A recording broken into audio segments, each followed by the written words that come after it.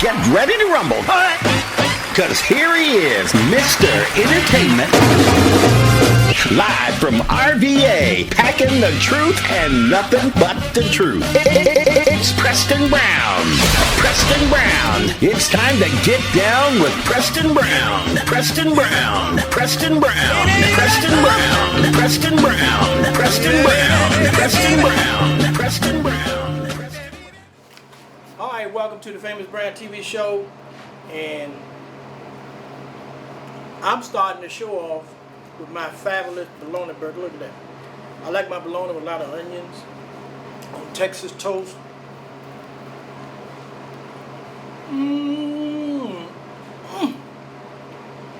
And that's some good eating.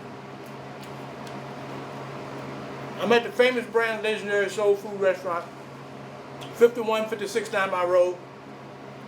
Not only you can get some good soul food, you get your nice bologna burger.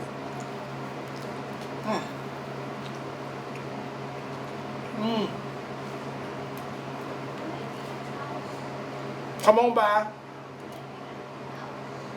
Closed on Mondays, but open Tuesday through Saturdays from 1 to 7 o'clock.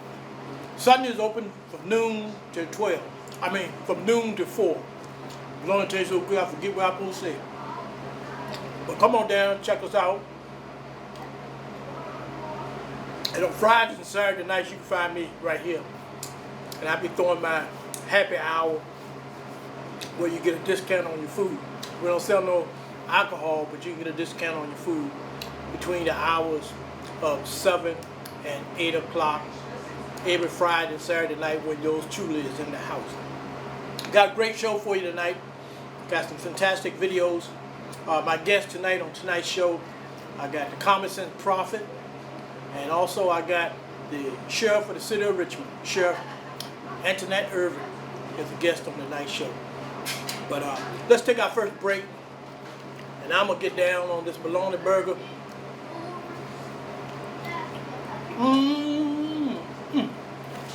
Because nobody gets down like Famous Brand. Finally, spring 2021 is here, and if stepping out is in your plans, you might want to consider attending the celebration of the life, the music, and the 70th birthday of Stevie Wonder. That's right. Recording artist Sir Jonathan Burton performs as Stevie Wonder for one night only at the Sunlight Williams Elks Lodge, 1558 1505 High Street, Hopewell, Virginia, Thursday, May 13th at 7 p.m. 804-458-3211. This is Davidson Transportation. Give me a call. I've been doing this 20 years.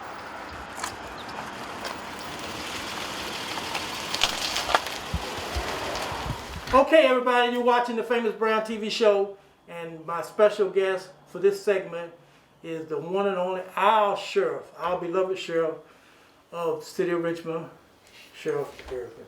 How are you, sir? Great to have you here. And first, let me go here first.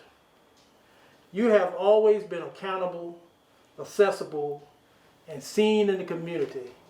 So in your own words, tell us what you feel you have accomplished in your first term as the Sheriff of the City of Richmond. I think we've done a really good job of building relationships. We've had to build relationships with City Council, with the mayor, with the school system, and different city and community leaders. And I think we've done a really good job of that, making sure that we can build better bridges and cast out some of the onuses of some things that were going on before we came. So I'm really proud of that. We've worked hard on that, and we like the reputation that we have now. Right. And let me ask you this, what do you see in the next 3 or 4 years for the Justice Department? Yeah. Well, what we would like to do is continue some of the great programming that we have. We've been working on reentry. We've obtained over $2 million worth of grant funding to ensure that we have training and that we have programming for individuals so that they can go back into the community with better tools and better access to things and resources to ensure that they can be home ready, career work ready, and community ready. We work hard on that. Reentry is a thing that I've always said started at the the very instance of contact with law enforcement. And once they come into our facility, we immediately started plugging them into resources and things that they'll need in order to go back out. Because we don't want people to have to continue to cycle. And we can do some things to make it better for them and their family members. That's what our goal is. Instead of people repetitively going through this cycle of not having resources, of not understanding why they do some of the things that they do. So we're working on a lot of programming for the individuals that are inside our facility. I like when you say working with program, because the balls don't change a person. Right. Can you tell me one or two of the programs or one or two things that you are doing for the inmates? Well, in our reentry program, we do a lot with education, whether it's vocational education or academic. And our most recent accomplishments, which we are very, very proud of, we've been working with some people that have provided forklifting training, cosmetology, carpentry, HVAC, and we've had 2 guys that actually get jobs from forklift training. Oh, okay. And you get a job driving a forklift, which is making $15 to $18 an hour. That gives you better opportunity to go out and be able to assist your family instead of an $8 or $9 job. Right. So we're really proud of that. We just had a young lady to be released, and immediately she enrolled in John Tyler. Oh, okay, good. Because she was on the track to do well.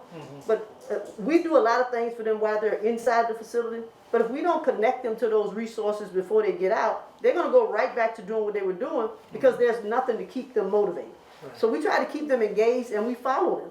We call them, check up on them, see what they're doing to make sure they're still on the right path. But let me ask you this.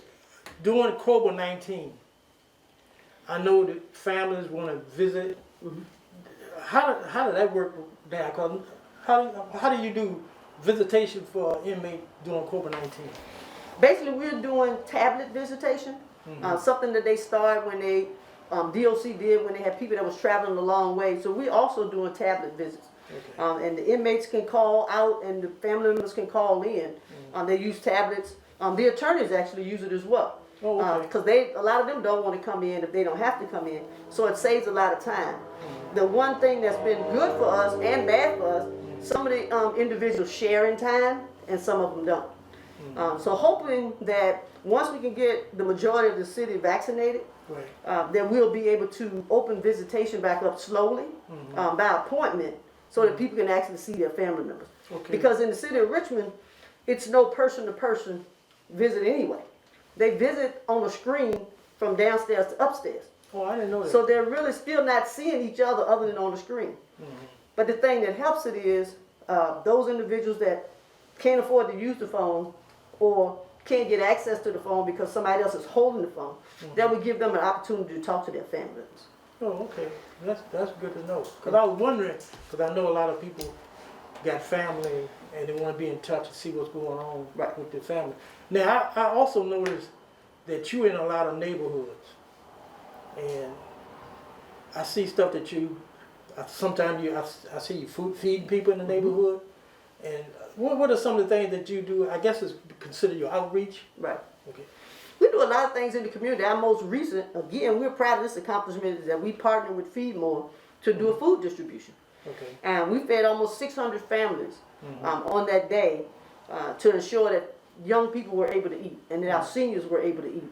And we're working with our Are You OK program, which is about our seniors, with our Project Lifesavers, about some of our people with intellectual or some type of disability. We work with our RPS to make sure that our young people are engaged and we're engaged with them, that we're building relationships.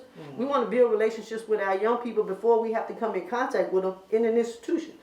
So we were really proud of the fact that we go out and do trunk or treat, and we do Easter, we do school plays, programs, Black History Month. We're doing all the things we can do outside the facility so we won't have to worry so much about them coming into the facility. It looks like the people I see around you are comfortable approaching you.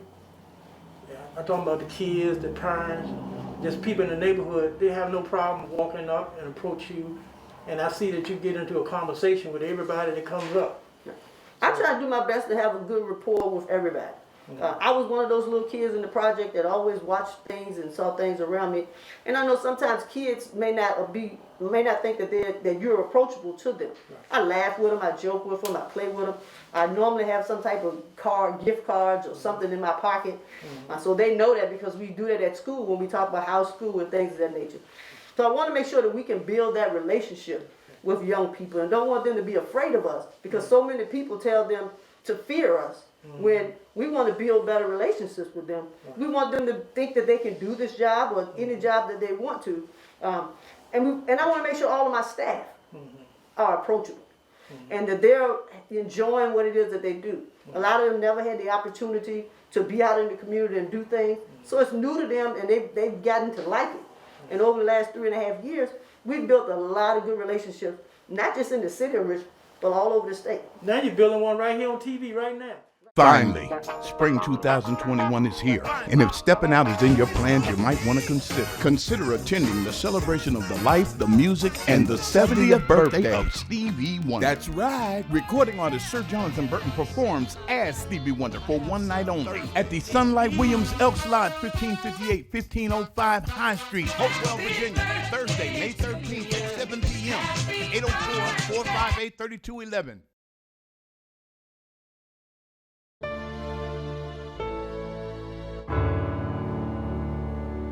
The Pastor Sam Fisher Story.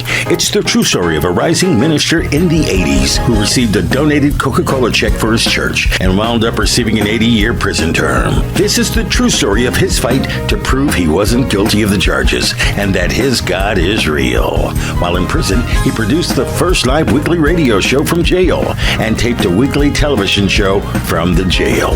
He became a trustee and assistant jail chaplain. Pastor Sam Fisher would go out unaccompanied during the day and minister to the families of the incarcerated, come back at night, and sleep in the jail. This is the true story of after serving 6 years, 11 months, 21 days, and 59 minutes, he was released from jail and given a pardon. The prosecutor and the sheriff who put him in jail worked tirelessly on his behalf to get him out of jail. And the next week, he became the chaplain of the same jail in which he was incarcerated. This is a true story, the Pastor Sam Fisher story.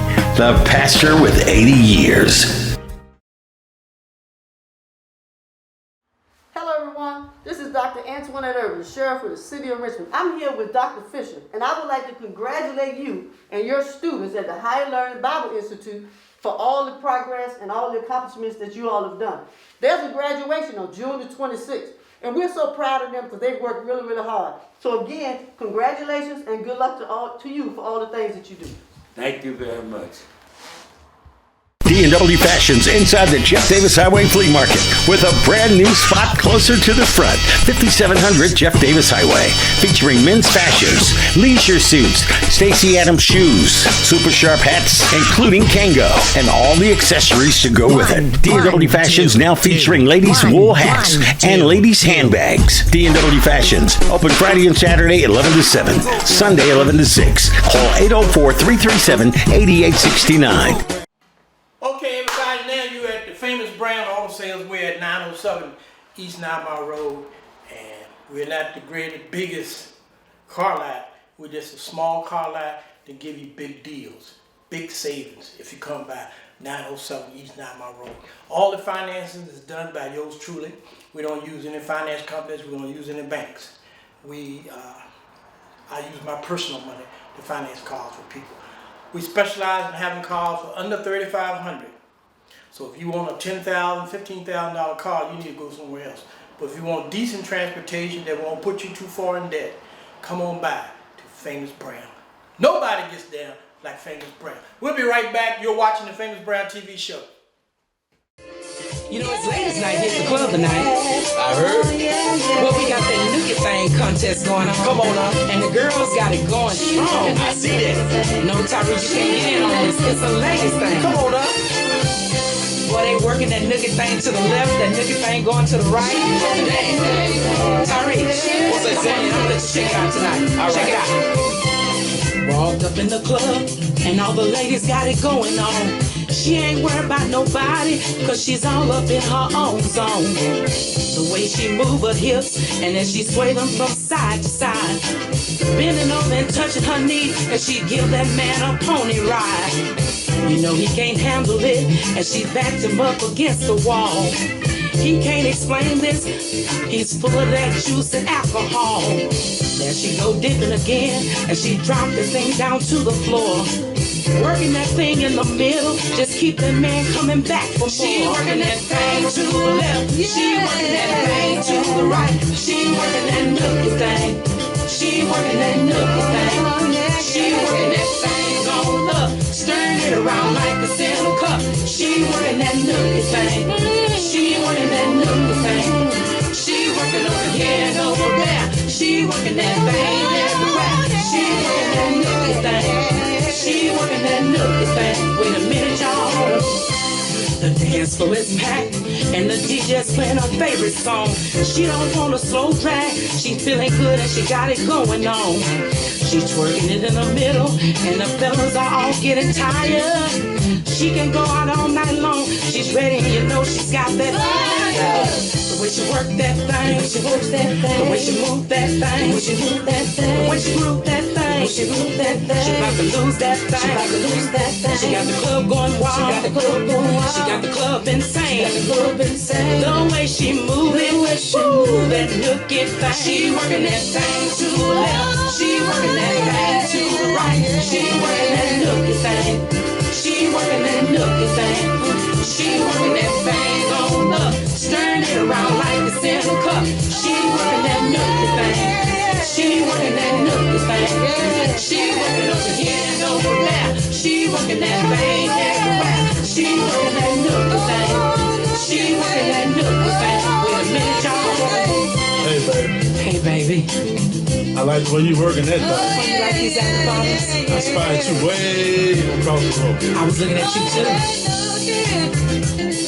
I know you need some of that big daddy love. Oh, Poppy, you making me feel Won't you good. come on and put it on me?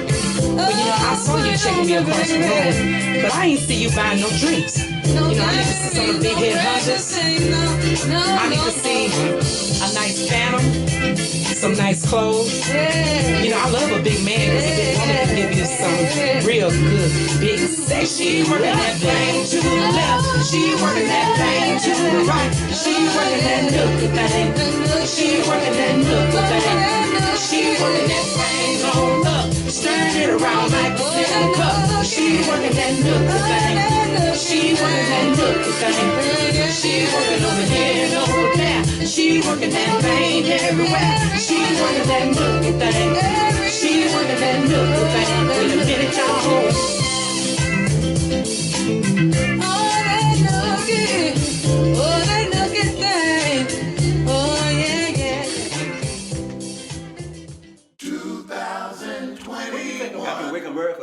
What do you think about the police officer that had his foot on the Floyd neck, killed him, and had his hand in his pocket while he had his... I think anybody do wrong should suffer some consequences. The woman that shot the man the other day said that she made a mistake, thought it was a teaser. Teaser. What do you think? You think she made a mistake? No, she ain't made a mistake. The man said they make mistakes. The teaser weighed 8 ounces, and the gun, I don't know how much the gun weighed. Another thing, the gun is a dark color, and the taser is yellow. And another thing, she's been, what, 26 years? She's 28 years. 28 years. So my point is, that's no mistake, and you have to suffer. The Bible says, you reap what you sow.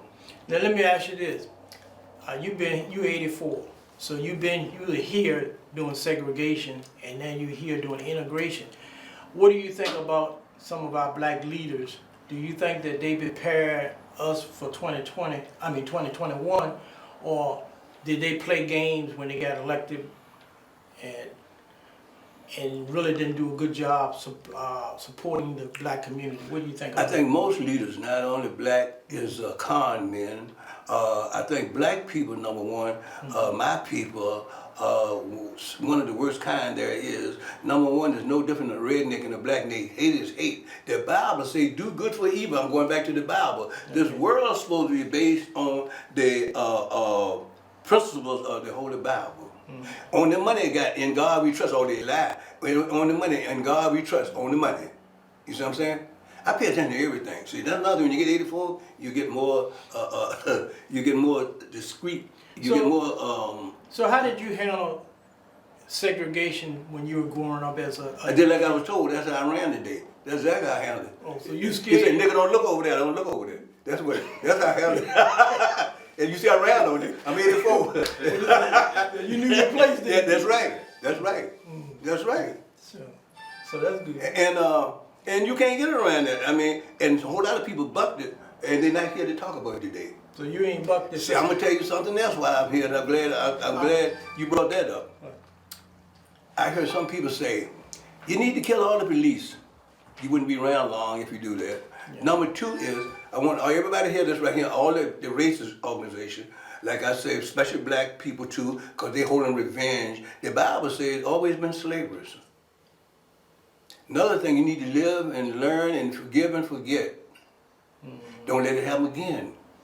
Okay, now, you live in a white man country, I don't care if you admit it or not, and the reason I'm gonna prove this is, Google it up right now, I think they say America consists of 350 million people, only 49 million black people. You ain't got no airplanes, no guns, you ain't got no tanks, you ain't got no army. You can ride all you want to. Right now, that white man tell any one of them generals, black generals, kill all them niggas in that neighborhood. They gonna kill them, and ain't got to tell them twice. Are you listening? You got another thing, white folk, they talking about white folk ain't got no sense. They got plenty of sense. You know how long they had this country? And you know what they do to other countries? They give them ultimatums. Once you go Democrat, got 5 years, don't here come the bombs. You know what we do? We march and pray. Please change things, God, please change. Martin Luther King. Please things and this and that right here. White folks say, I'm gonna drop a bomb on you. You ain't gotta change nothing. See, this is different. It ain't the different in the color, it's the different in the culture. I want y'all to hear this. Now. So why do you think that the Africans didn't fight to keep them from coming and grabbing people and taking them into slavery? Why do you think that the Africans didn't get on a boat and go to America and get some of their people and bring them back? Number one, they had to go get them with, and I don't know at the story about come take them. I hear some people say that we didn't take them. Say they gave them to us. Some people say they bought some and they took some. And regardless of that, is the thing about this right here is I just told you just now is we believe in praying. And another thing, that's just the same as. Well, what about the ones that got here? Why do you think they couldn't get their act together? You have a slave master. Whatever you call the guy that he was overseer. He might oversee 50 slaves. He out there by himself. Why? What reason can you give that the 50 slaves that's out there and they beat them, one white man who's the overseer controlling 50? Why the 50 couldn't get together and get that one man out the way? I'm glad you asked me. I'm gonna explain that to you. Yeah, explain that to me. It's the same thing. They've been brainwashed, and the same thing. I want you to hear this. You take cattle and put them out in a pasture, and you put a fence up with electricity in it, and every time he gets shot. The second time, he ain't want that no more. You can take that fence down. He's not going past there, because you know every time I reach this area right here, they get shot. Same thing about slavery. They beat you to convince you. Another thing is, when the white man freed them, they told me, said, a lot of slaves ain't gonna be free. Master, what I'm gonna do? How I'm gonna take care of them? Take care of the master all their life. What I'm gonna do, master? Who gonna take care of me? It's a thing, it's a brainwash thing. Plus, how many years before you even let you read? You ain't gonna beat nobody, you can't read a book, you didn't know right from wrong, left from right, up from down. How you gonna beat somebody? Another thing is, how you gonna beat somebody with a stick and they got guns? That would happen to Africa. They were born there. What happened to the Indians over here? The Indian went running up there with horses and with bow and arrows and stuff. And the white man said, "Bow, bow, bow." Well, if you were living during slavery, how would you have been? Would you?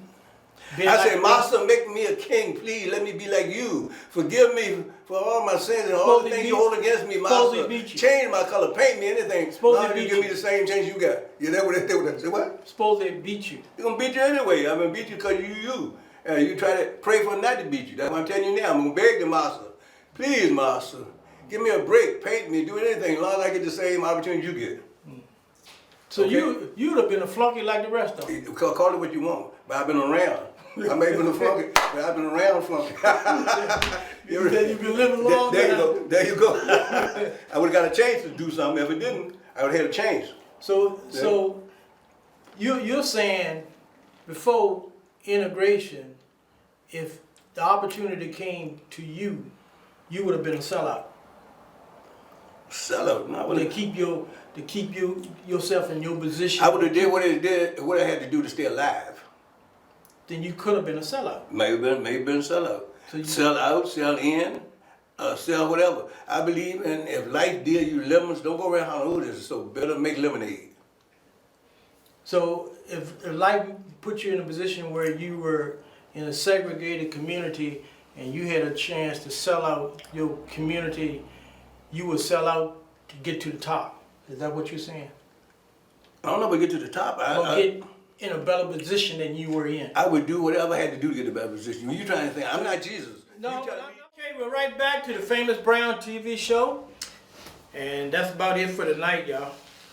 But I'd like to say, I want to thank everybody for tuning in each and every week. And we like it when we out in the neighborhoods and we see you and you talk. And I find out that I got more viewers than what I really realized that watch this show. Even though it come on late at night, they stay up and watch it. Some people tell me they record it and they look at it later. But don't forget you can follow me on YouTube. Go to my YouTube channel. And most of the shows are on there. And I ask you to push that like button, subscribe to it, so we can build up our numbers. I was talking with a friend, and he owns a business also, and we were talking about businesses. A lot of people don't understand what a person go through that's self-employed. I'm not talking about a great big corporation. I'm talking about some of the smaller businesses like I have. But you have to worry about everything. You got to make sure everybody get paid every week. You got to make sure all your utilities get paid so your lights and stuff can stay on so you can operate. You got to worry about paying your taxes. And then at the end of the day, you got to worry about, well, maybe I'll take some money home too. But you make sure everybody get paid. And then you become, after you make your money, then the IRS want half of that. So you become a bookkeeper for the IRS. You tell them how much money you make, then they want their share. So there's a lot of goes into being self-employed, and everybody ain't cut out for it. You know, and I've been fortunate enough to be self-employed for 40 years. It had its ups and it had its downs, you know, but I wouldn't give it up for working for somebody for 8 hours a day, get paid, and nah. I'd rather work 16 hours a day. But I work 16 hours a day for me and take care of the people that work for me. All right, on that note, I'm going to see you next time.